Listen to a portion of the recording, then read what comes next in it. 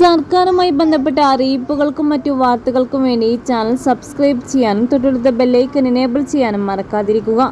രാജസ്ഥാനിലെ അജ്മീറിലെ പ്രശസ്തമായ ഖാജ മൊയിനുദ്ദീൻ ചിശ്തിയുടെ ദർഗാ ശിവക്ഷേത്രമാണെന്ന അവകാശവാദം ഉന്നയിച്ച് നൽകിയ ഹർജി കോടതി ഫയലിൽ സ്വീകരിച്ചു. ദർഗ കമ്മിറ്റി, ന്യൂനപക്ഷകാര്യ വകുപ്പ്, ആർക്കിയോളജിക്കൽ സർവേ ഓഫ് ഇന്ത്യ എന്നീ കക്ഷികൾക്ക് നോട്ടീസ് അയക്കുകയും ചെയ്തിട്ടുണ്ട്.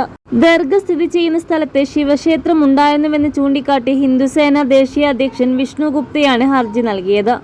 ആർക്കിയോളജിക്കൽ സർവേ ഓഫ് ഇന്ത്യയുടെ ഇവിടെ സർവേ നടത്തണമെന്നും ആരുടെ ആരാധന നടത്താൻ ഹിന്ദുക്കളെ അനുവദിക്കണമെന്നും ആവശ്യമുണ്ട്. 1911 പ്രസിദ്ധീകരിച്ച അജ്മീർ നിവാസിയായ ഹൽവിലാസ് ശാരദ എഴുതിയ പുസ്തകം ഉൾപ്പെടെയുള്ള തെളിവുകൾ ഞങ്ങളുടെ പക്കലുണ്ട്. ദർഗയ്ക്ക് മുമ്പ് ഈ സ്ഥലത്ത് ഹിന്ദു ക്ഷേത്രമുണ്ടായിരുന്നു. പുസ്തകത്തിൽ ദർഗയ്ക്ക് പകരം ക്ഷേത്രമെന്നാണ് പരാമർശം. ദർഗാ സമുച്ചയത്തിലെ 55 അടി നീളമുള്ള വാതിലിന്റെ നിർമ്മാണത്തിന് ക്ഷേത്രാവശിഷ്ടങ്ങളുടെ ഭാഗങ്ങൾ ഉപയോഗിച്ചു.